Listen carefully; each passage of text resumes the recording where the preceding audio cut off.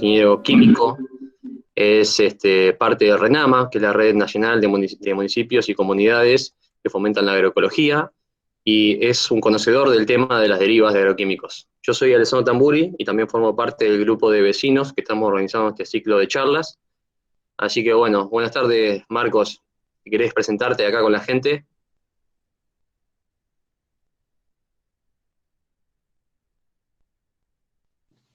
Bueno, buenas tardes, Ale. ¿Me escuchan bien? ¿Escuchan todos Hola, bien? hola, Sí. buenas tardes. ¿Se me está escuchando? Sí, se escucha bien. Buenísimo. Sí, se escucha perfecto. Bien, yo tengo un retorno acá, así que voy a pedir que todos apaguen los... Dale, ahí apago yo también. Bien. Bueno, voy a pedir ahí que todos apaguemos los micros, así no tengo esos ecos. Bueno, buenísimas. Buenas noches por lo pronto, ¿no? Ya es de noche. Ahí todos ponen que... bueno, vi que cuando llegamos al número 30, Don Google nos puso que acá había mucha gente, así que voy a empezar celebrando este encuentro. Gracias a la organización de vecinos por convocarme, por permitirme participar en estos momentos y en estos contextos, que seguramente para ustedes que están en el territorio bregando por los derechos a vivir en un ambiente sano, deben ser intensos. Así que bueno, gracias por darme participación en este momento. Como me presentaste ahí, soy ingeniero químico, vengo trabajando este tema de las derivas desde que me sumé a los colectivos Paren de Fumigar aquí en Córdoba, allá en el año 2007, 2008, y luego con el tiempo, yo ahí era estudiante de ingeniería química, recibido y comenzando a trabajar en ingeniería ambiental, desarrollé lo que hoy se conoce como la teoría de las tres derivas, que fue publicada en el 2013 por la REDUA, la Red Universitaria de Salud y Ambiente, acá de la Universidad Nacional de Córdoba, espacio que coordina Medardo Ávila Vázquez, un amigo. Y bueno, lo que voy a explicar o a contar o a transferir es un desarrollo que hice en aquel tiempo, un poco mezclando la visión técnica propia de mi formación como ingeniero químico y de la ingeniería ambiental, pero tan o más cargada y sustanciada por la experiencia de ser un vecino fumigado más. Yo en aquel entonces vivía en Oncativo, una localidad de 14.000 habitantes, entre Córdoba y Villa María, por la Ruta 9, bien al medio. Y bueno, fui de estos vecinos que nos alertamos por lo que venía pasando con las aplicaciones de plaguicida en el entorno de nuestros hogares. Nos organizamos, igual que ustedes, y empezamos a trabajar el derecho a vivir en un ambiente sano, como nos propone el artículo 41 de nuestra Constitución, y desde ahí surge este abordaje de la teoría de las tres derivas. Bien, no sé si voy bien, quieren hacer una especie de introducción sobre el contexto que está viviendo General Villegas para que yo sume este trabajo en ese contexto, o sigo nomás hablando. No, si querés comento un poquito. Acá hace poquito tiempo se votó una ordenanza que si bien supuestamente se venía tratando hacía ya tiempo, tomó estado público pocas semanas previas, como habíamos hablado antes con vos, pocas semanas previas al tratado de la misma. Tomó mucha importancia porque justamente se armó un grupo de vecinos que pidió que estos temas se hablen un poco más. Tanto yo, bueno, como Claudia y otros vecinos más, hablamos con los medios, se juntaron firmas, se consiguió una reunión con los concejales y también, bueno, estuvo el ejecutivo del municipio, donde se entabló un diálogo y se pusieron las dos partes, bueno, la postura que tenían ellos y la que tenían los vecinos, con opiniones encontradas. Finalmente se mantuvieron los 40 metros, que es lo que postulaba la ordenanza en un principio y terminó así, como medida de exclusión, y 300 metros de amortiguamiento, donde se pueden aplicar, a partir de los 40, 300 más, donde se pueden aplicar otros componentes químicos más peligrosos. A partir de los 40 se puede aplicar igualmente glifosato, atracina y otros más. Más o menos es eso. Y bueno, después hubo un acontecimiento que creo que fue previo a que ya se empiece a establecer, digamos, esta ordenanza, donde se intoxicaron dos vecinos en el barrio El Cruce, acá en General Villegas, con episodios de vómitos e intoxicación aguda, que fue remitido al hospital municipal, donde quedó registro y se estableció una causa judicial eh, por este tema de la fumigación en alrededor de los vecinos. Más o menos de eso se trata y por ahí va la mano, Marcos. Bien, Ale, perfecto. Una consulta, yo sigo viendo la placa, bien, no sé, no creo que sea importante verme a mí, pero tal vez en algún momento haga un gesto con la mano que puede llegar a sumar para el entendimiento de los fenómenos. Eh, Ahí Nada, dejo de compartir. ¿me están viendo a mí o no? Ahí dejo de compartirla y te fijamos en la pantalla.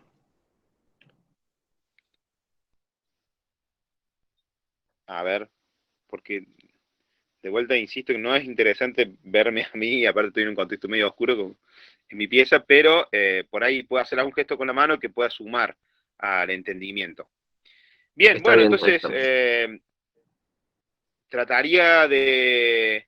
trataría. Voy a contarles de qué va la teoría de las tres derivas, que es una teoría que explica, en realidad es, más allá de la palabra teoría, eh, es una explicación del fenómeno del movimiento de los agroquímicos en el ambiente. Y como explicación tiene que estar sustanciada y tiene que estar constatada por estudios. Entonces, bueno, esta teoría tiene todo ese abordaje técnico propio de los estudios científicos. A veces en este tema se nos propone la idea de constatar científicamente los hechos para poder darle peso o no. Algo que también podría ser cuestionable en el marco de nuestra Ley General del Ambiente, donde nos da la posibilidad, a partir de el principio precautorio, a no llegar a la demostración técnica, sino quedarnos en principio, a partir de la duda sobre los efectos de tal o cual actividad, poder tomar medidas a partir de esa duda, hasta que la parte interesada en que la actividad se desarrolle, para este caso el sector agropecuario que promueve el uso de agroquímicos, pueda demostrar que la actividad no genera ningún impacto. No es que hasta ahora no se haya detectado un impacto negativo, sino que tiene que demostrar tácitamente, según ese principio, que no genera impacto, o que el impacto que genera no es para nada negativo. Eso nunca pasó en este país. Entonces, vamos a empezar a trabajar sobre el panorama de la evidencia científica. Y mi trabajo es un trabajo que, si bien surge en su momento como un desarrollo con un lenguaje de carácter trivial, popular, porque el primer objetivo que tuvimos cuando publicamos ese trabajo fue, o fue sí, en su momento, que sea un documento de empoderamiento de vecinos o vecinas que quieran bregar por sus derechos, ¿no? En principio no fue un trabajo que se publicó en una revista científica y no era nuestro interés.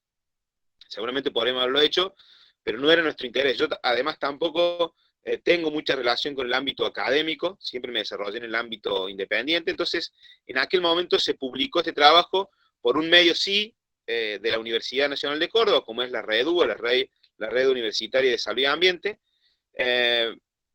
porque nuestro objetivo era que tuviera un alcance inmediato y rápido en las organizaciones que estaban trabajando este tema en los territorios, para que en base a ese documento se pudiese debatir o pedir legislaciones normativas que alejen las aplicaciones a X distancia de los campos asperjados.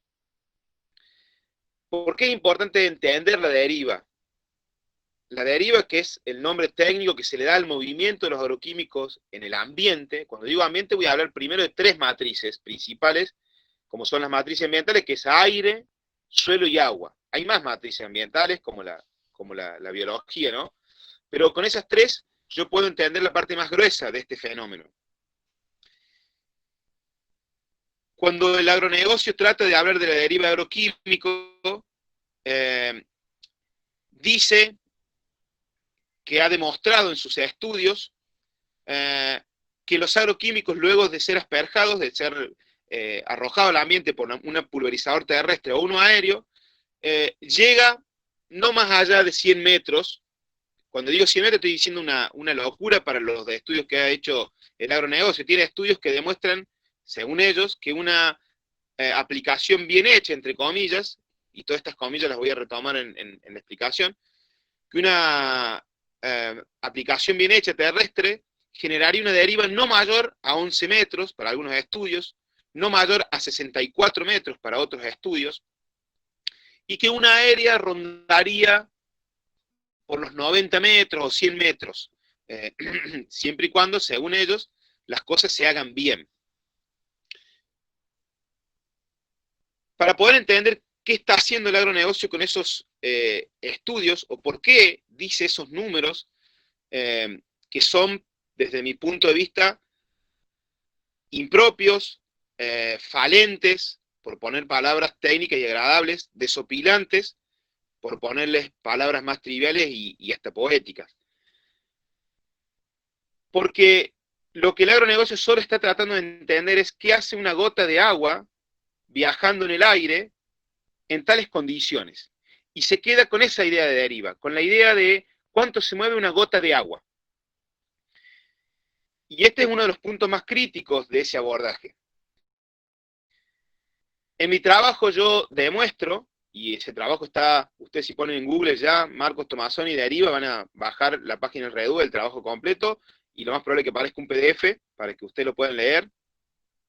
En mi trabajo yo demuestro que hay 3 instancias en que el agroquímico puede salir de la parcela. Estas instancias son formas que yo utilicé para graficarlo, porque son continuas, bien, no están delimitadas en el tiempo.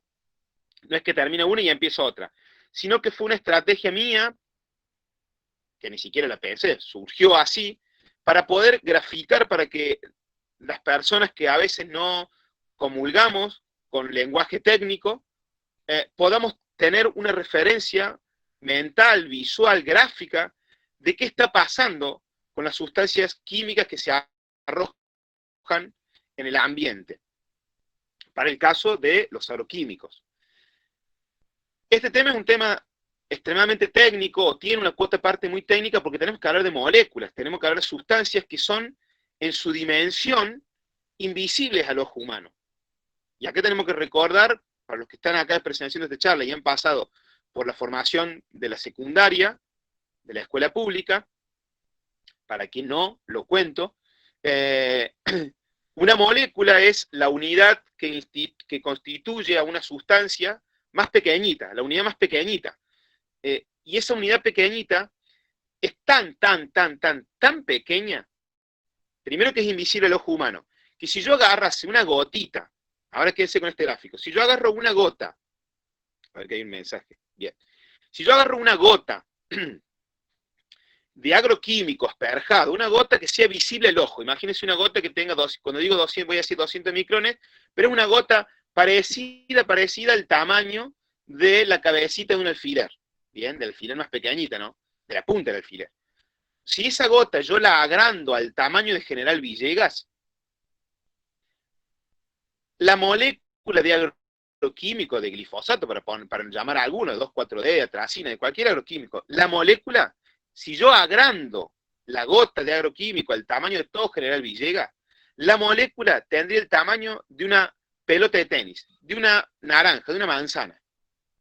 Ahora ustedes concentren ese tamaño de vuelta y quédense con la punta de la cabeza del alfiler. El agroquímico no es visible al ojo humano. En ello, es claro que un agroquímico cuando se asperja en el campo, se asperja como un caldo, se le dice como una mezcla, que va diluido en agua. Y cuando se asperja en forma de gotitas, que estas gotas tienen tamaños muy variables. Para una aplicación terrestre, la gota más grande son de 200 micrones, es decir, de 0,2 milímetros de diámetro. 200 micrones son 0,2 milímetros de diámetro. Y la más pequeñita, que termina siempre generándose, porque siempre se genera como una especie de abanico de tamaños, como un gradiente de tamaño, la más pequeñita tiene 5 micrones, es decir, 0,005 del milímetro. Es muy chiquita, es casi imperceptible al ojo humano. Esa mezcla que se tira sobre el campo puede moverse por acción del viento o de una brisa y salir fuera de la parcela al momento que la máquina está trabajando. ¿Bien? Y esto es lo que yo denominé deriva primaria. Un movimiento del agroquímico cuando la máquina está trabajando. De vuelta por acción del viento, por la velocidad de la máquina viene con una velocidad, llega a la punta, gira, dobla, entonces las gotas siguen su inercia y salen de la parcela. Bien, estas gotitas y este movimiento en el aire está muy estudiado, bien, cuando un aplicador hace un curso de aplicador de plaguicidas, si hay alguno de acá, dígalo, cuéntelo, o cuando el agrónomo estudia para asesorar a la aplicación, que es lo que se llama asesor fitosanitario, estudia cómo hacer para que esta deriva primaria se minimice. La palabra correcta es minimizar, llevarla a un mínimo, porque no se puede anular, porque uno no puede manejar tanta cantidad de pulverización en el ambiente sin que se me mueva, ¿no? Pero puedo minimizarla. ¿Cómo? Con las famosas buenas prácticas de aplicación de plaguicida. Las buenas prácticas agrícolas, que tienen un capítulo sobre el tema de las aplicaciones, enseñan al que va manejando la máquina y al que receta el caldo, bueno, qué sustancias usar, de qué tamaño hacer la gota, qué tipo de pico poner en la punta del pulverizador, a qué velocidad tiene que ir la máquina, a qué temperatura ambiente y qué velocidad de viento puede aplicar, a qué humedad relativamente puede aplicar y cuándo no, para que toda esta deriva se minimice, no para que se anule. Si alguien dice, para anular la deriva, ya le está mintiendo, porque no se puede anular el movimiento de estas sustancias. Bien, son muy movedizas. Bueno, quedémonos con esa idea que hicimos todo lo mejor, tuvimos la mejor buena intención, no queremos joder en la vida a nadie, y utilizamos este aprendizaje de la buena práctica agrícola y aplicamos.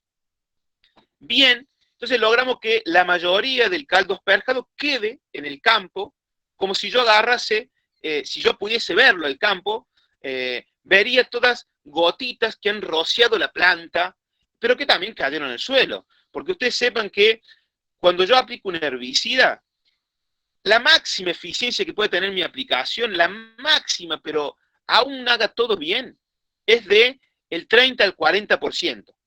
Es decir, que el 30 al 40% de la sustancia que yo tiro pega en la planta, toca la planta que tiene que matar. El resto va a quedar en el suelo, en el aire, después lo va a llevar el viento, va a lixiviar con las lluvias. Pero no puedo menos que usar ese 30% para matar mi planta. El resto tiene que quedar en el ambiente, ¿no? Porque las plantas no cubren el 100% de la superficie. Solo el porcentaje que cubre la planta es el porcentaje agroquímico que va a pegar en la planta. El resto, por lógica, va a quedar en otro lugar.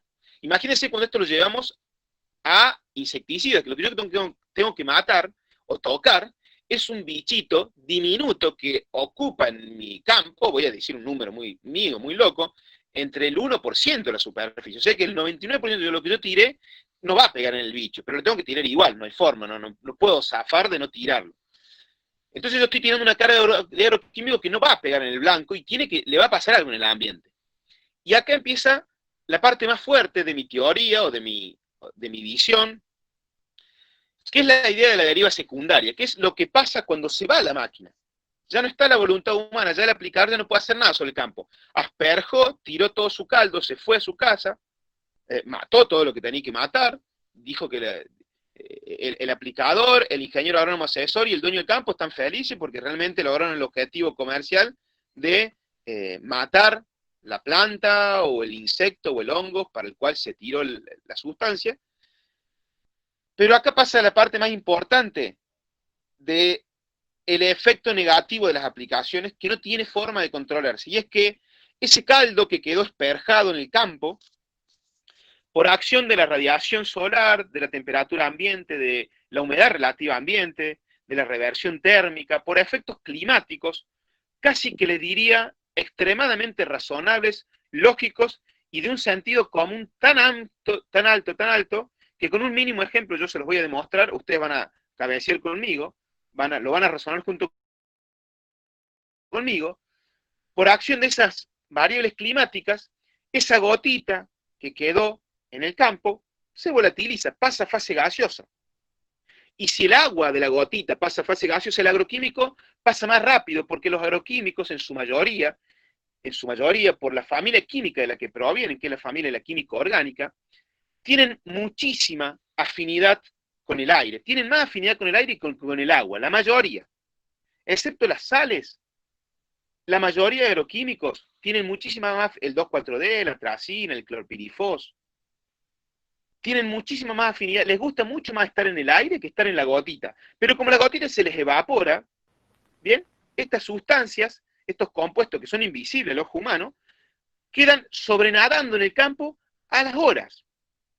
¿Cuántas horas? Y bueno, si es verano, como recordemos que el 80% de la aplicación agroquímica se hacen en temporada estival, con calor, mínimamente el calor de esta tarde, de acá entra la sierra, ustedes después dirán, no están ustedes si hizo calor o no, creo en la zona de ustedes estuvo lloviendo hace un par de días, bueno, pero en un día de radiación mínima, una gota antes de la hora ya está en fase gaseosa, un día de verano le lleva minutos, en invierno, con una humedad relativamente alta y medio frío, tal vez y el sol un poco oculto, tal vez la gota le lleve 4 o 5 horas, pero termina en fase gaseosa.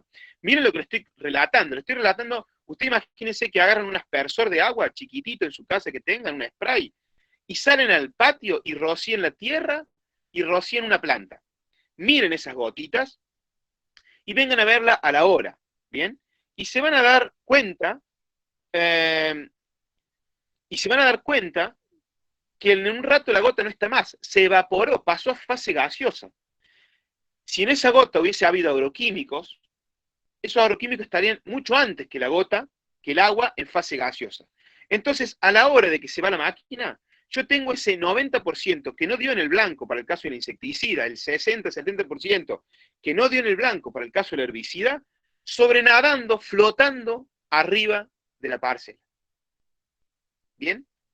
Dicen estudios que yo cito ahí de la doctora Han, una edafóloga de la Universidad Nacional de Córdoba, ya en el año 2012, y ella citando trabajos de otro ingeniero del año 2010, que se sabe que el 90% de una aplicación, o hasta el 90% de una aplicación, puede terminar en fase gaseosa. El 10% puede terminar lixiviando hacia las napas freáticas por acción de las escorrentías, un 5 o 10% puede terminar moviéndose con el viento, con una erosión eólica, yéndose en el polvillo ambiente, ¿bien? Entonces, a la hora de que se fue la máquina, o a las 2 o a las 3, según el clima, ese resto de agroquímicos queda sobrenadando, flotando en el ambiente, difundiéndose si es que hace mucho calor o poco calor, pero a la noche, cuando llega la noche y se da la reversión térmica, que es un fenómeno meteorológico que se da siempre, en 2 momentos del día, cuando yo lo relate ustedes se van a dar cuenta, se da apenas se va el sol, y hasta 2 o 3 horas después, y 2 horitas antes que salga el sol. La reversión térmica es un fenómeno que sufre la atmósfera casi todos los días del año, donde el aire que está a ras del suelo hasta los 4, 5 metros, 10 según el día, queda inestable térmicamente, es decir, no tiene diferencia de temperatura entre el ras del suelo y los 4 o 5 metros de altura, no hay diferencia de temperatura, por lo tanto, todo lo que puede flotar en el aire, voy a usar una palabra que no es tan técnica para este caso, todo lo que puede disolverse en el aire en ese día, queda sobrenadando a ras del suelo, y como la temperatura de la noche baja, se generan nebulizaciones, neblinas, gotitas, microgotitas muy chiquitas, que vuelven a encapsular el agroquímico, lo vuelven a diluir. Entonces, a la tardecita noche, bien, yo tengo todo lo que pulvericé en el día, sobrenadando a ras del suelo y moviéndose a distancias que llegan hasta kilómetros, ¿bien? Por efecto de la reversión térmica. Entonces esta deriva secundaria, que yo la denominé así, porque es la más crítica de todas, la más, digamos, perjudicial, la que va a mover todo el agroquímico que no dio en el blanco, la que va a estar afectada muchísimo por el clima, la que no tiene forma de controlarse por la acción humana, ni por la voluntad humana, que queda solamente a merced de la físico-química del agroquímico y la climatología. Algo que es bastante evidente para este caso. Estamos pulverizando casi 40 millones de hectáreas con sustancias químicas que básicamente le gusta estar en el aire. Entonces es extremadamente evidente que en el mismo día que yo apliqué voy a tener todas esas sustancias sobrenadando mi campo y kilómetros a la redonda. Esto es el dato que termina siendo extremadamente pesado para contrarrestarlo contra aquellos 11 metros o 64 que el agronegocio quiere decirnos que es la distancia máxima a la que llega una deriva. Y luego yo en mi trabajo grafiqué y conceptualicé una deriva terciaria, que es un fenómeno que se da de movimiento de sustancias hasta un año después que yo apliqué o más. Ya sería muy difícil e incluso poder cuantificarla, que es el movimiento que se da de los residuos, porque una parte de los agroquímicos, no la más grande, una fracción más pequeña, un 10%, un 15%, un 20%, queda adherido al suelo, queda pegado por una físico-química, por una termodinámica propia de la molécula, y la carga electromagnética de las partículas del suelo queda adherido al suelo, como pegado por un imán a las moléculas, a las partículas del suelo, y con el tiempo, ese agroquímico, tal vez a la semana, a las 2 semanas, a los 3 meses, se despega del suelo y pasa de vuelta a fase gaseosa, se mueve con el movimiento vertical de las capas atmosféricas, llega muy arriba y se mueve en direcciones a las que la puede llevar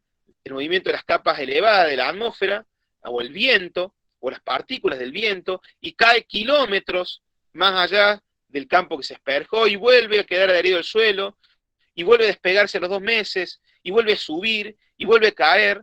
Esto está relevado con un nombre muy simpático en la química ambiental, y se llama el efecto saltamonte. ¿Bien? Se está constatado en muchas sustancias, sobre todo en las más refractarias, las que tardan más tiempo en romperse, en degradarse.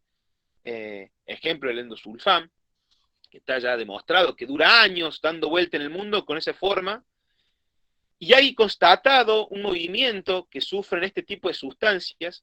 Ya en el año 99, un trabajo de un meteorólogo norteamericano, el doctor Harkov, que demuestra de que por este efecto y otros, sustancias que ustedes hoy estén arrojando en General Villegas, pueden llegar a Australia en 2 semanas, pueden subir con este movimiento a las capas altas de la atmósfera, que después giran y las tienen suspendidas en el sentido del movimiento del planeta y vuelven a caer con una lluvia, o con una acción de un viento, con una acción de, nuevamente, de movimiento de temperaturas en la atmósfera, vuelve a caer en Australia, al otro lado del planeta, en 2 semanas. Entonces, contra estos 11 metros o 64 que quieren proponernos el agronegocio para darnos ordenanzas que prohíben los agroquímicos 40 metros, habría que proponerle estos trabajos del doctor Jacobs, que ya el año 99 demostraba que los agroquímicos llegan de acá a Australia en 2 semanas. De General Villegas a Australia en 2 semanas. Esta deriva terciaria está súper constatada acá, y en Argentina tenemos trabajos muy interesantes, de los más variados, sobre todo encabezados en los últimos años por el doctor Marín, una eminencia de la Universidad Nacional de La Plata, que viene relevando y encontrando agroquímicos en agua de lluvia, en polvillo ambiente, en las cuencas hídricas de ríos como el Paraná, en napas freáticas de distintas ciudades. Yo mismo he trabajado en algunos estudios que se hicieron para causas judiciales, como la causa de Pergamino, donde encontramos agroquímicos en patios de las viviendas, pegadas a los campos asperjados. Acá en Córdoba estudiamos encontramos agroquímicos en los sedimentos de los tanques de agua del barrio Ituzaingó.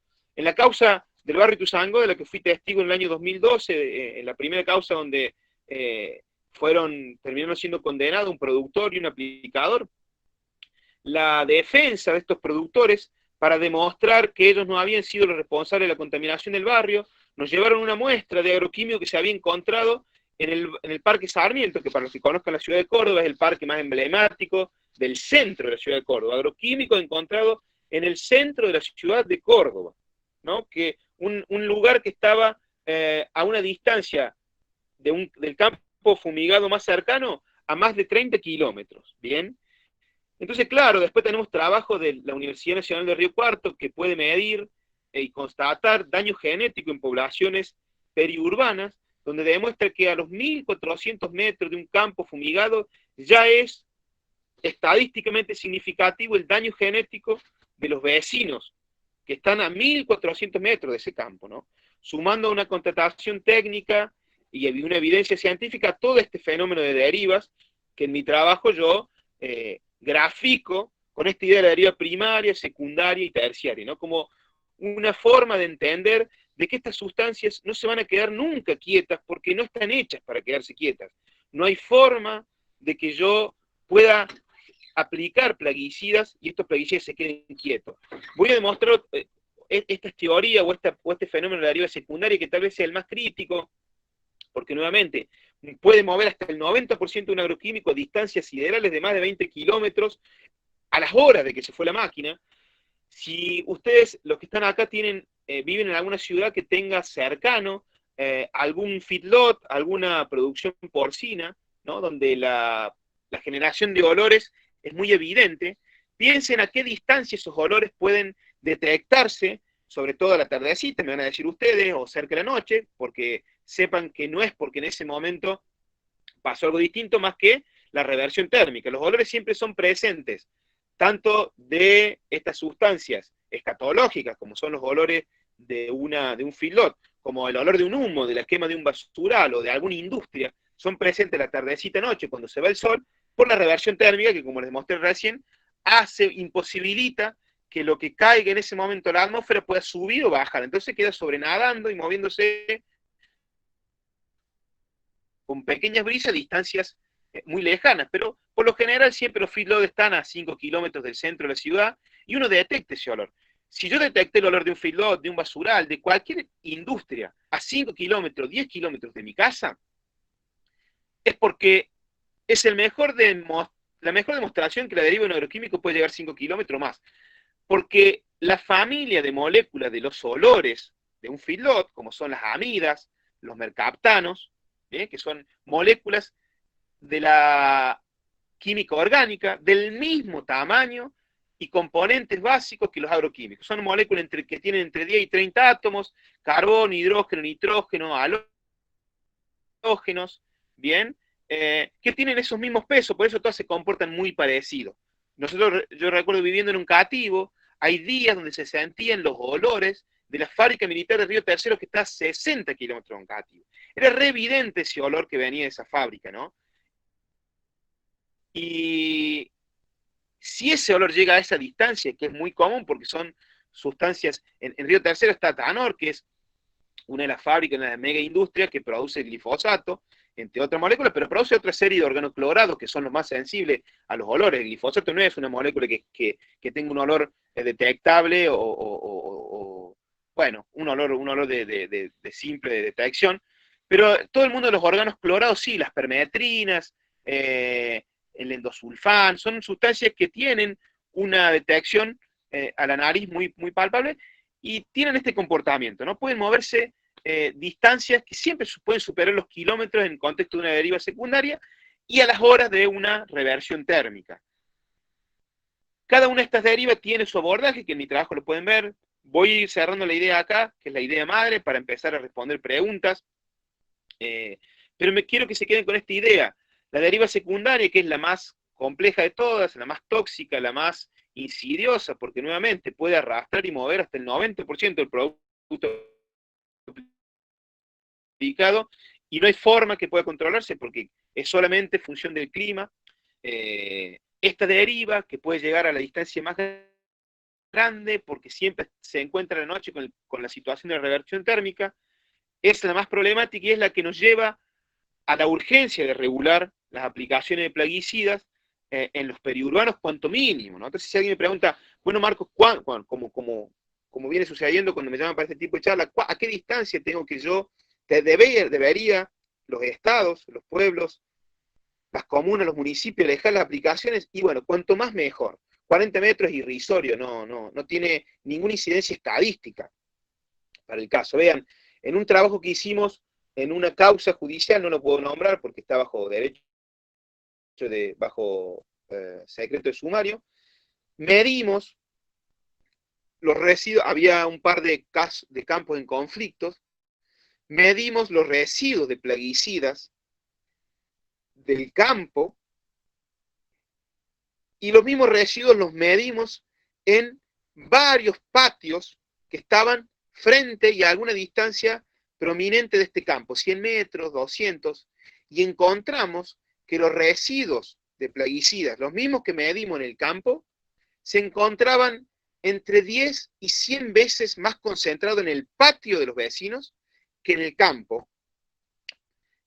Y a mí me pidieron un dictamen de parte. Como técnico yo dije, bueno, es extremadamente obvio, porque un campo hoy asperjado bajo la producción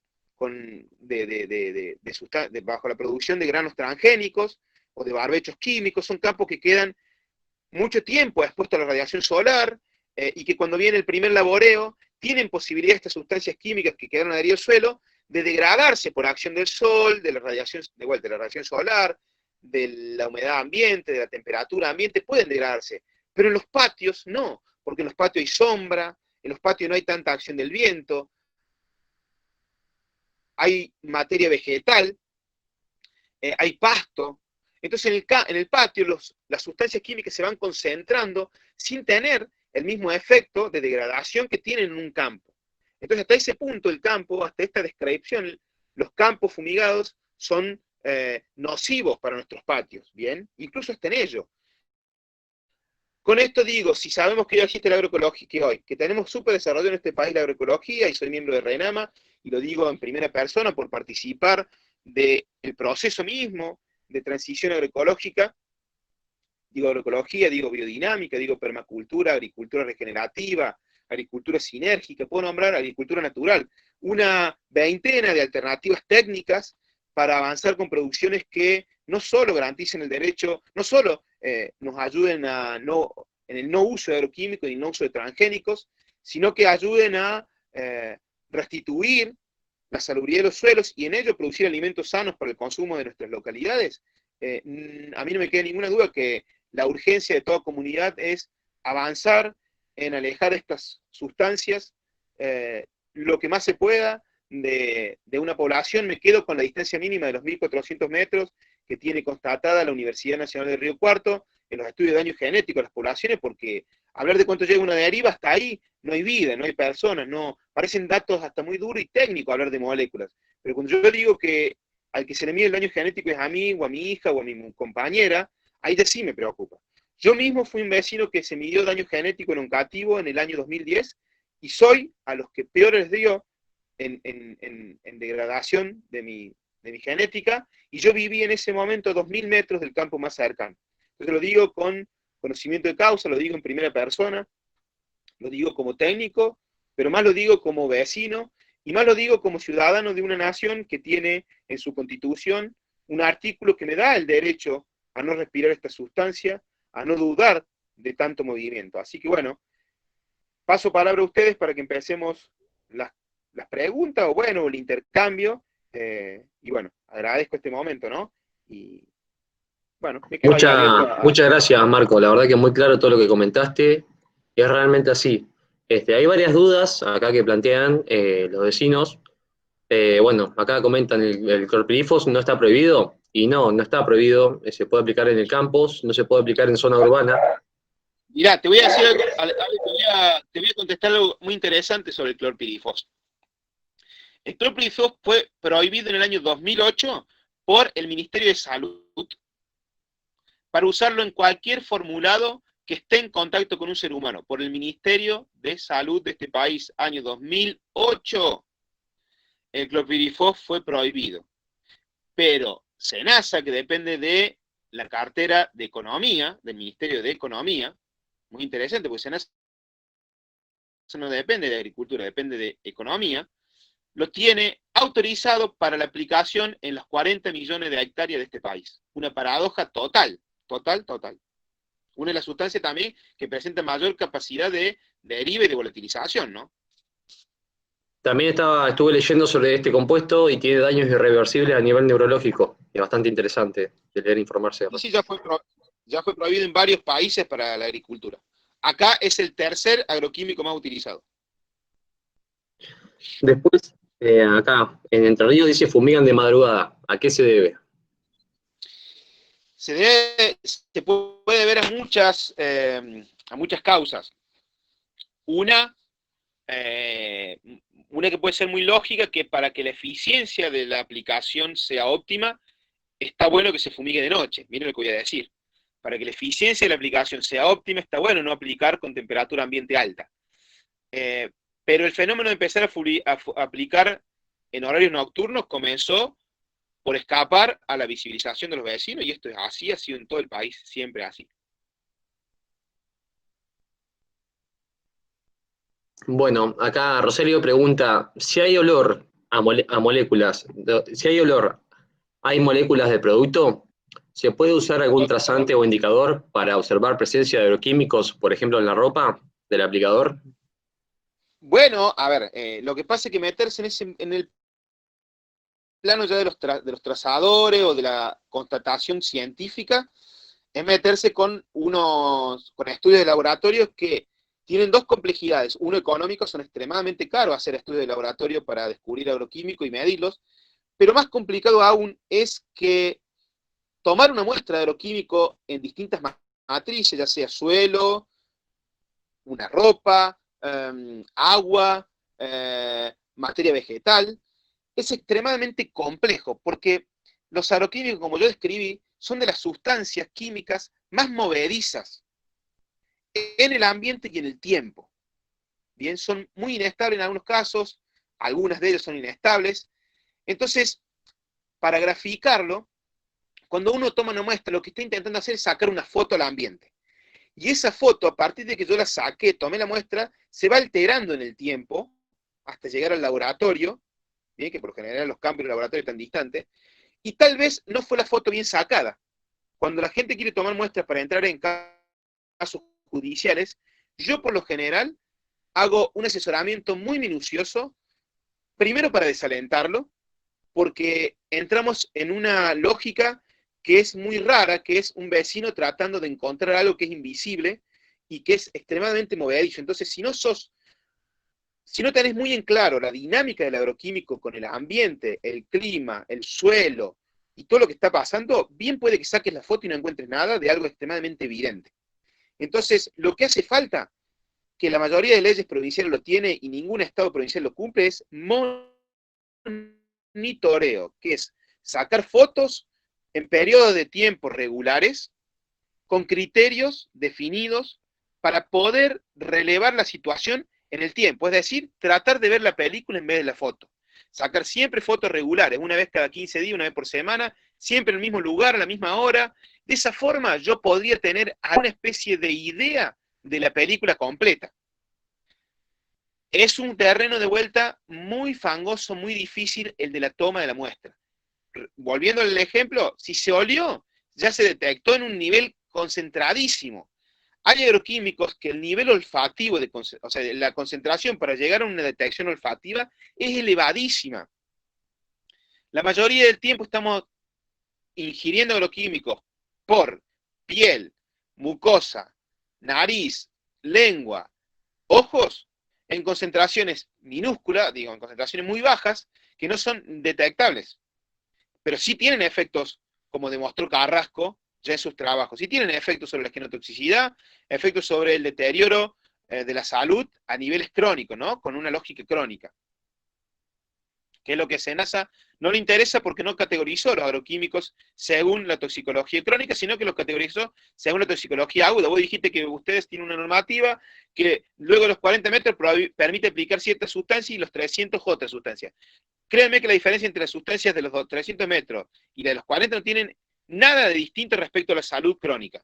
Por más que un agroquímico sea banda roja o verde, para la toxicología crónica casi que es lo mismo. Porque lo que se mide solamente con las bandas de colores es la toxicología aguda, que para el caso, sinceramente, sirve de extremadamente poco para lo que terminó pasando en este país, que estamos expuestos hace 30 años, en forma crónica, a distintas concentraciones de agroquímicos en todas las matrices, aire, suelo, agua de consumo humano. En el caso que recién les conté, se encontró agroquímico en la red de agua.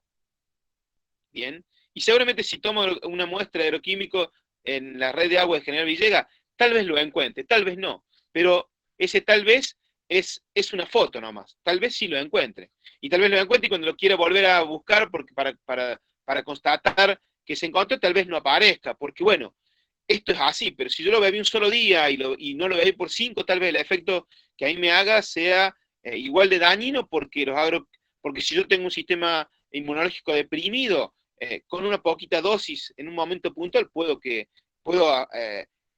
digamos, empeorar mi cuadro de salud. No me quiero meter con ese tema porque no es mi, no es mi especialidad, pero lo conozco como lo conocen cualquier vecino que se ha formado en salud ambiental, ¿no? Acá Claudia dice, un placer escucharte, Marcos. ¿Qué opinión te merecen los 40 metros de exclusión en nuestro partido y los 0 metros para escuelas y viviendas rurales?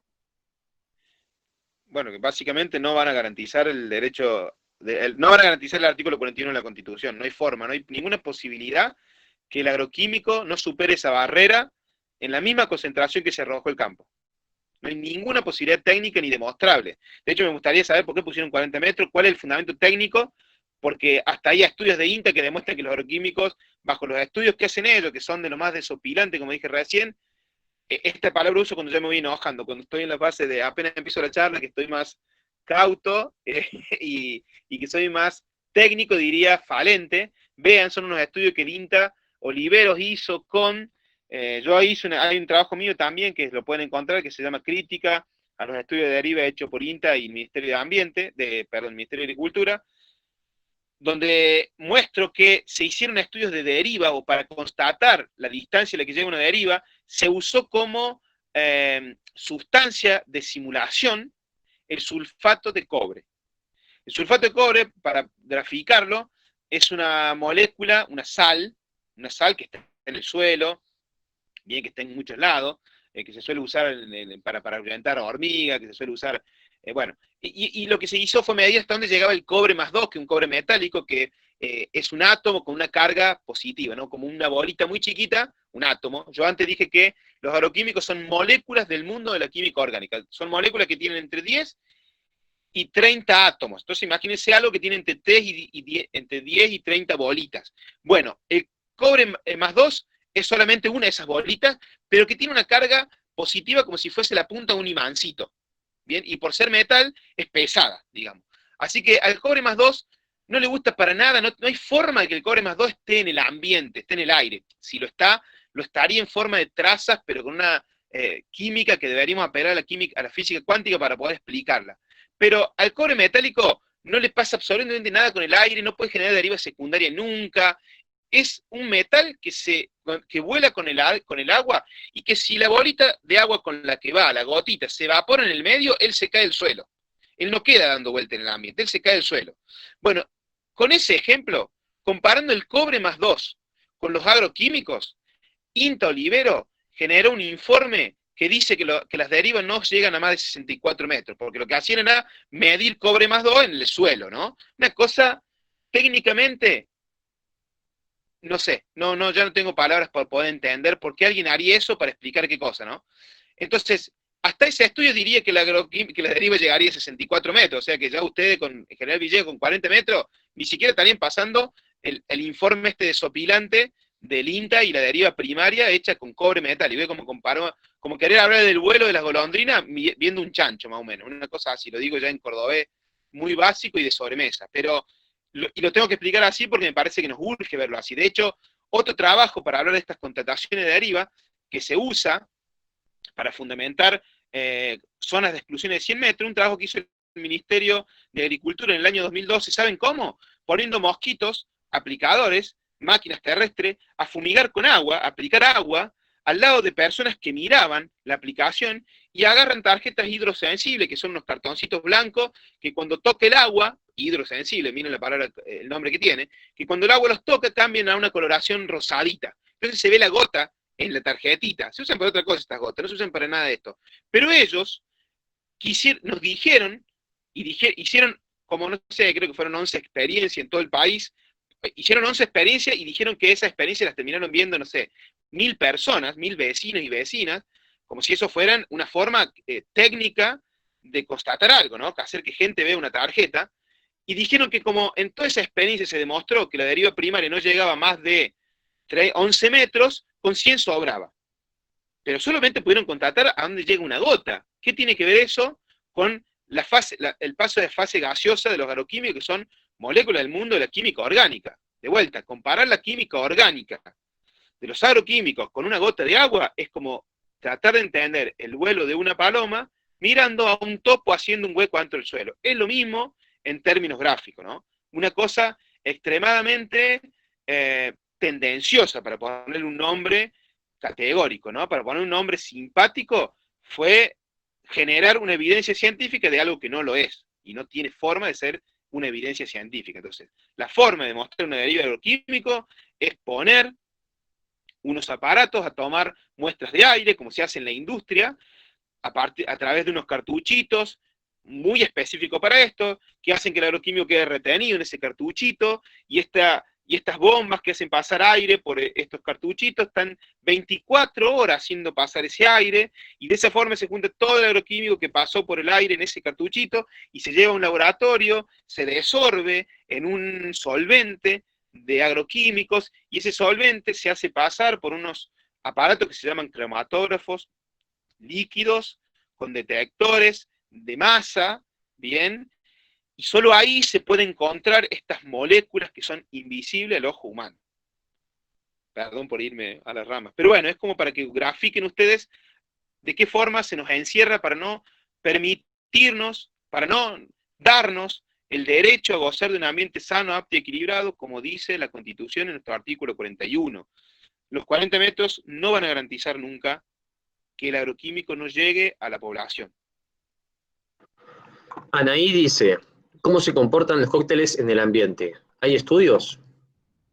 Wow, qué buena pregunta, Anaí. Porque todo lo que yo estoy hablando ahora lo hablé casi en términos genéricos. Hay muchísimos estudios que tratan de medir un tándem de sustancias, un grupo de moléculas, ¿no? La mayoría de estudios buscan las moléculas más abundantes o los agroquímicos más usados, como son glifosato y el AMPA, el ácido aminometilfosfónico, que es su metabolito primario. Es la molécula que se forma cuando se da la primera ruptura del glifosato. La primera degradación del glifosato se forma una sustancia que se le llama AMPA por su sigla. Entonces siempre se mide glifosato, AMPA, atracina, clorpirifos, todas las familias de las sustancias que genera la atracina cuando se va degradando, bien, sustancias madre, y después algunas sustancias que ya están, digamos que ya están prohibidas, como el DDT, el clordano, el lindano, que todavía siguen dando vuelta en el ambiente. Se miden todo eso, pero no hay estudios que puedan demostrar qué pasa con una sustancia cuando está asociada a la otra.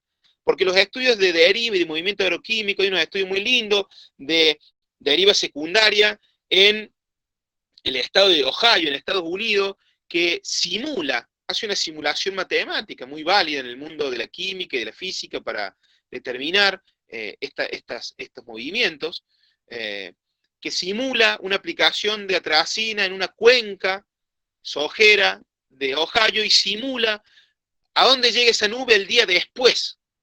Bien, es una simulación, es hermoso, porque es muy gráfico.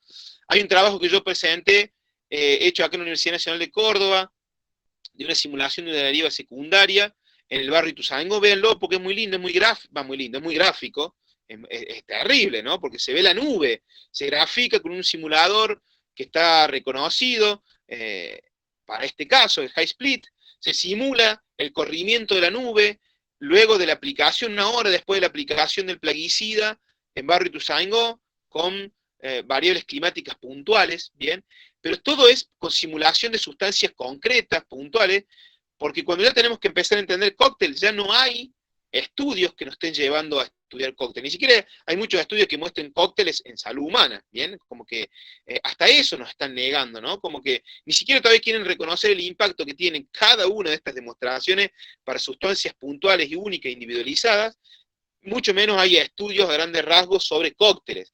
Pero todo lo que yo les dije aplica para una sustancia o 20, ¿no? Porque el mundo de la química, de los agroquímicos, la familia química de los agroquímicos, que es la familia de la química orgánica, esta que les dije recién, tienen comportamientos muy similares entre ellas, ¿bien?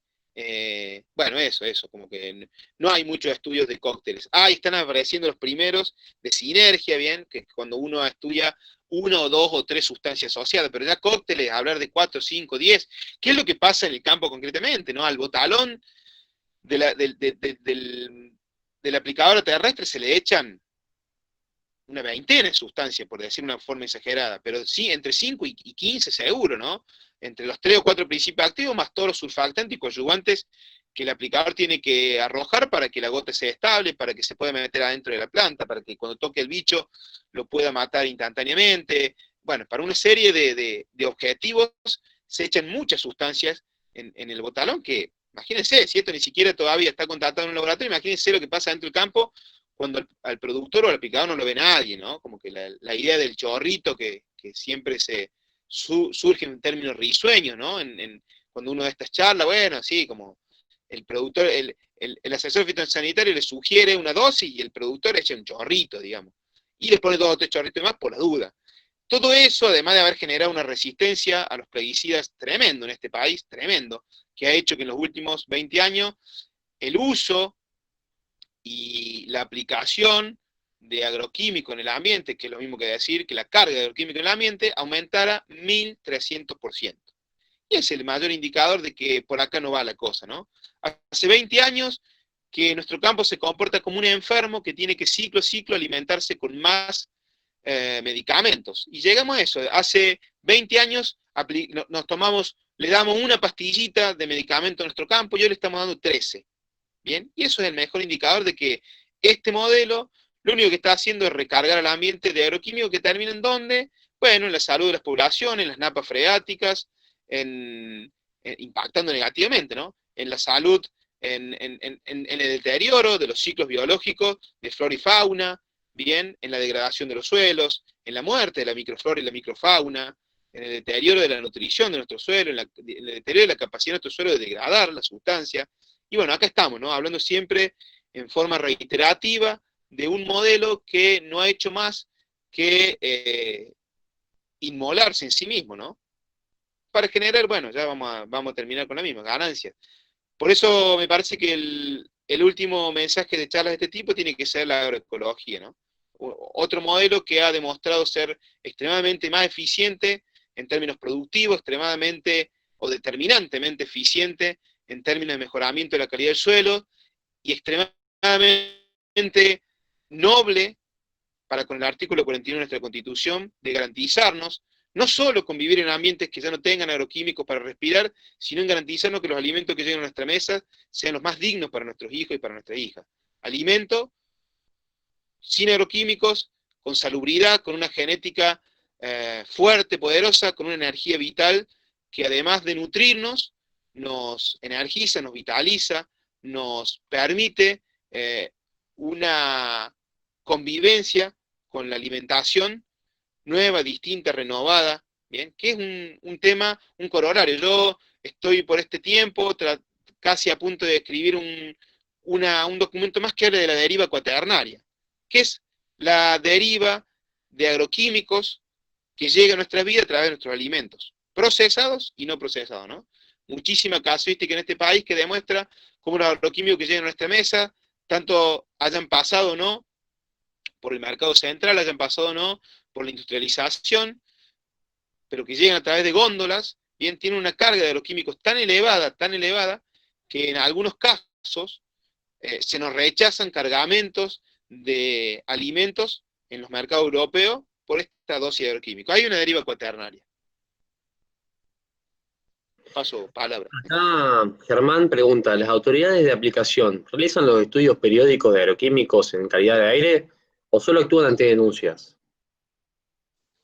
Bueno, para esa respuesta deberían preguntarse sobre eso en cada provincia, ¿no? Donde hay una ley. Yo te puedo decir que en Córdoba no. En Córdoba nosotros en el año 2012, 2013, 2014, 2015, 2016 pedimos a la autoridad de aplicación de la normativa, que es el Ministerio de Agricultura, que se nos informe dónde estaban los estudios sobre el impacto ambiental que la ley va generando todos los años, que está incluida dentro de la ley de la provincia de Córdoba, la 71-64, dice que una comisión formada por la universidad, los ministerios, tiene que monitorear el efecto de esa ley en el ambiente de la provincia y hacer un informe todos los años. Esa ley está desde el año 2007. Jamás hubo un solo informe sobre el efecto que esta ley en la provincia de Córdoba, que nuevamente es una ley que permite fumigar a 0 metros de un niño o una niña, jamás hizo un informe sobre el impacto ni a la salud ni al ambiente. Así que eso lo deberían ustedes solicitar a la autoridad de aplicación de los municipios, de la provincia y, ¿por qué no, del país? En este país no hay una ley de presupuestos mínimos sobre aplicación de plaguicidas, ¿no? Algo también extremadamente evidente para lo que estamos viviendo. ¿Por qué si la actividad más tóxica, más nociva, de mayor impacto en términos de superficie y de población que afecta, que es la aplicación de plaguicidas en este país, por qué esa actividad no tiene una ley de presupuestos mínimos? Y bueno, acá estamos. Te comento así por arriba, bueno, acá en Villegas se presentó una nota firmada por varios vecinos solicitando una evaluación de impacto ambiental, amparados en el incumplimiento del artículo 41 de la Constitución y bueno, y de la Ley General del Ambiente y demás. Así que aún no ha habido respuesta, pero la nota fue presentada respetando el deseo de todos los vecinos que habían firmado. Acá hay una pregunta de Francisco que dice, si la deriva es incontrolable, ¿por qué debemos pedir un distanciamiento de X metros? ¿No se debería pedir la prohibición total del uso de agrotóxicos? Claro, sí, en un mundo ideal yo quiero que, sí, que creo y quiero que seamos como Bután, que es un país que no tiene aplicación de plaguicida. Sí, sí, yo creo igual que hoy, creo que la única forma que el planeta se saque este flagelo de encima es prohibiéndola en todo el planeta. Miren, se han encontrado los químicos en el Sahara, en el polvillo ambiente del Sahara, se han encontrado los químicos en el tejido adiposo de mamíferos de la Antártida, se ha encontrado los químicos en el Ártico, bien, lugares donde nunca nadie va a aplicar ni se aplicó. O sea que este es un flagelo mundial, sí. Ahora, yo digo, cuanto más mejor, y como mínimo, tenemos estos estudios de la Universidad Nacional de Río Cuarto que dice que como mínimo, la medida mínima de impacto que se registra es 1.400 metros. Esa es la mínima. Vamos por todo y vamos por más. Pero bueno, ya vemos, si nos cuesta a veces convencer a los consejos deliberantes que nos den, aunque sea 40 metros, imagínense qué pasaría con pedir que se prohíbe en todo el planeta. Yo creo lo mismo que ustedes, hay que prohibir, hay que seguir avanzando en todos los niveles, pero bueno, luego está la parte práctica de cada territorio, ¿no? La parte concreta de diálogo con la autoridad y con los poderes de cada territorio. Recién cuando dije esto me acordé de otra cosa que, bueno, si me viene a la mente, lo traigo. Bueno, nada, sigan nomás. Buenísimo. Acá dice Claudia, sé que hoy en día te dedicas a la permacultura. ¿Nos podrías contar en qué consiste esta filosofía de vida? Ahí le cuento. No, me acordé de esto. Es muy probable que se lo rechacen el pedido de evaluación de impacto ambiental, porque técnicamente la evaluación de impacto ambiental es algo que hay que hacer antes de que empiece la actividad. Una vez que la actividad ya está hecha, hay que pedir otra cosa, ¿bien? Que es auditorías ambientales. Entonces es muy probable que técnicamente, como pasó aquí en Córdoba con la fábrica Porta, se rechace ese pedido, porque bueno, hasta en esto hay vericuetos y formatos y nada, y estos mecanismos que a uno les parece tan ilógicos cuando estamos hablando de salud humana, que pasamos por estas cosas. Tenemos que como terminar haciendo acciones muy minuciosas para explicar lo extremadamente obvio. Nada, sí, hoy me dedico a la permacultura, desde el año 2013 me dedico a la permacultura, que soy asesor en permacultura, me dedico a esto, a montar proyectos. Es una filosofía de vida, o más que una filosofía de vida, en principio es una técnica de diseño, es un abordaje técnico de diseño de territorios, bueno, para desarrollar modelos de vida armónicos con la naturaleza y con la humanidad. Bueno, esto es la permacultura, ¿no? En síntesis, no sé, producciones sin agroquímicos, casas de barro, bueno, tratamiento de agua con plantas, bueno, toda una serie de técnicas que mezclan el saber académico con el saber popular y ancestral para promover hábitats humanos sustentables. Acá Hay una página que se Horacio, llama Permacultura que pueden. Sí. ¿cómo? La página, a ver, comentala así la escuchan, por favor. Para verlo en Facebook tanto en Facebook como en Instagram, la página de donde trabajamos nosotros. Yo no me presenté, debería haber dicho que estoy ahora en Tras la Sierra, vivo en la comunidad de Luyaba, en la comuna de Luyaba, acá al sur del Valle de Tras la Sierra, del lado de Córdoba. Que estoy en Córdoba, creo que se dieron cuenta rápido por la tonada, es medio indisimulable. Y bueno, y acá estamos montando nuestro proyecto desde hace ya un par de años, nuestras comunidades, vivimos en una comunidad que que montamos. Bueno, nada, para darle forma y vida a esto que sería una de las alternativas al modelo agroquímico, que es la permacultura, ¿no? Es una de tantas alternativas. Bueno, acá Horacio Villa dice, en 1962 Rachel Carson publicó Primavera Silenciosa. Pasaron 58 años y estamos muchísimo peor. ¿Aprenderemos algún día? Bueno, un comentario para reflexionar un poco. Sí, Horacio, yo solo voy a sumar que en este país, desde hace 5 años para acá, la agroecología viene creciendo en un nivel, con una geometría logarítmica, ¿no? Con lo cual soy sumamente esperanzador de que venimos extremadamente bien y rápido saliendo de este modelo.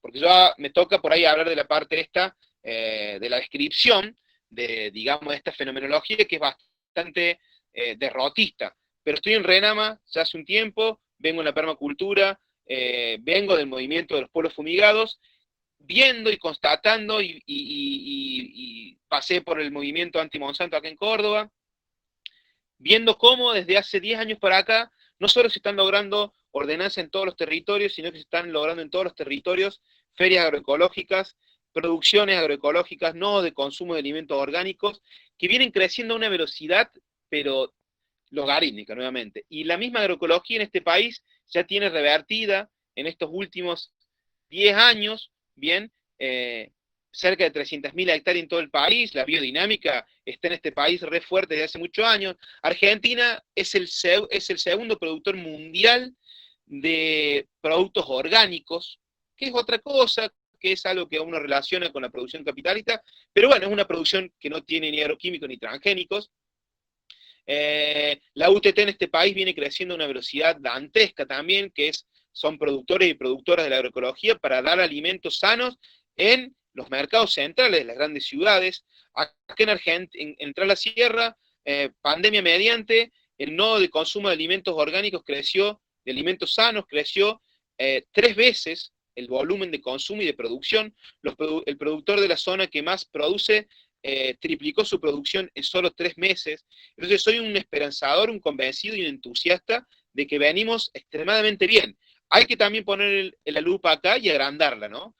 Ustedes vienen, hay gente acá en 9 de julio, que recién vi que sumaron, 9 de julio vienen experiencias de producción también agroecológicas de productores creciendo, y ahora se han constituido organizaciones para promover las ferias agroecológicas, los consumos agroecológicos, ecocooperativas, ecobarrios, ecocomunidades. Digo esta palabra para nombrar algunas, ecovillas. No creo que el fenómeno de salirnos y de montar este mundo nuevo o este mundo alternativo, que para algunos es muy ancestral y antiguo y para otros extremadamente nuevo, y lo es las dos cosas a la vez, viene creciendo a velocidades increíbles. Yo mismo en la permacultura tengo experiencias de demandas, de gente que adhiere a otros modelos de vivienda, a otros modelos de calefacción, a otros modelos de tratamientos de agua, como nunca antes, ¿no? Entonces, bueno, también agrandemos la lupa ahí, luego de hablar de la fenomenología de derivas, porque yo creo que los agroquímicos y los transgénicos es algo viejo que ya caducó. Es más, es un modelo que cuando lo terminemos de contar, cuando pase, vamos a darnos cuenta que en la humanidad solo duró 30, 40 años, no más de eso. Desde Carroll para acá, como dijiste, van 60 y pico años. Bueno, habrá durado 70 y ya caducó. Y está viejo incluso para los productores y las productoras que vienen desde ese modelo. Entonces, y una cosa que para mí es el indicador básico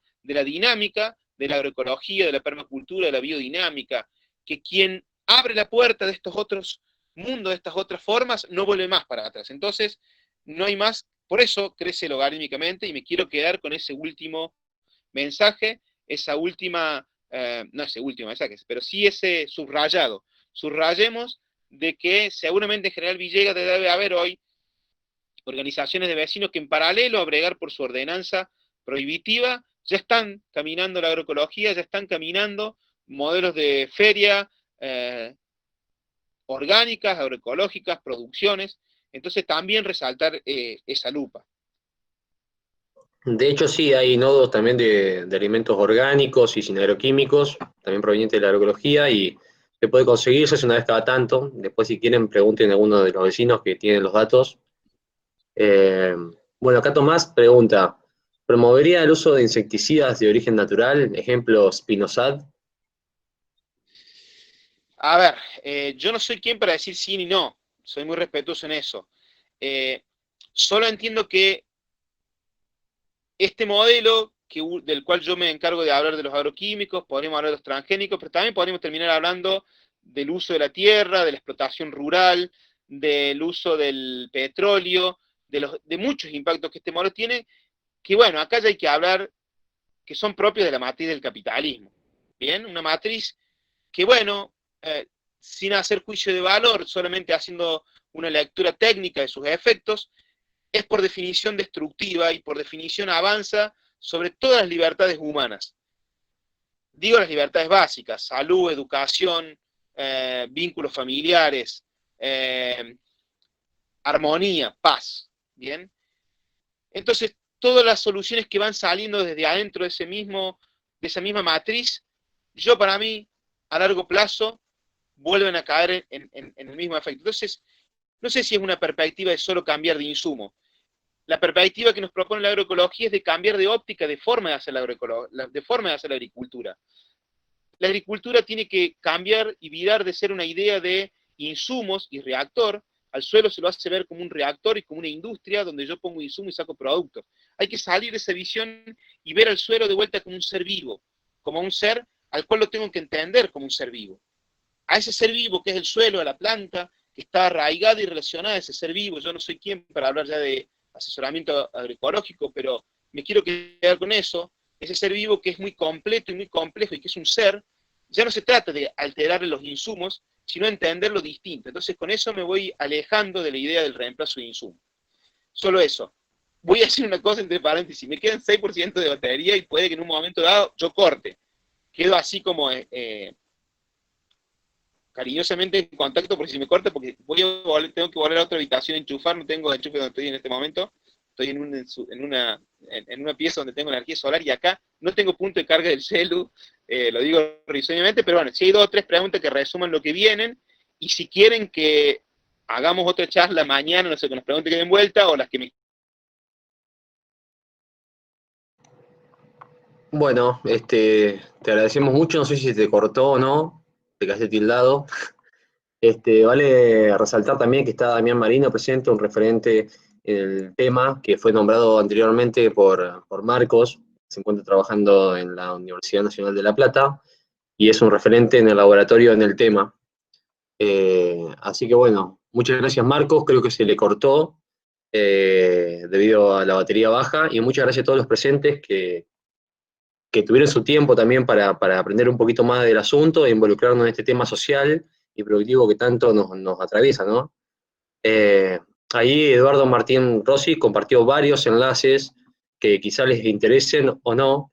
Voy a dejar abierto un poco más la sala para que puedan abrirlos. En paralelo son varios documentos científicos que son realmente de páginas validadas, así que está muy bien. Si les interesa pueden abrirlos, descargarlos, guardarlos en favoritos o lo que sea para informarse un poquito más del tema. También hay varios trabajos de Tomassoni y Marino. Así que si les interesa pueden leerlos, que son una fuente inagotable de trabajo también y de experiencia en esto que es el recorrido hacia la agroecología y bueno, y a conocer los peligros del modelo actual, ¿no? Muchas gracias a todos los presentes por su tiempo. Eh, Vamos a seguir con estas charlas. La semana que viene seguramente habrá otra. Estén atentos. Y bueno, muchas gracias por su tiempo nuevamente. Chao, chao.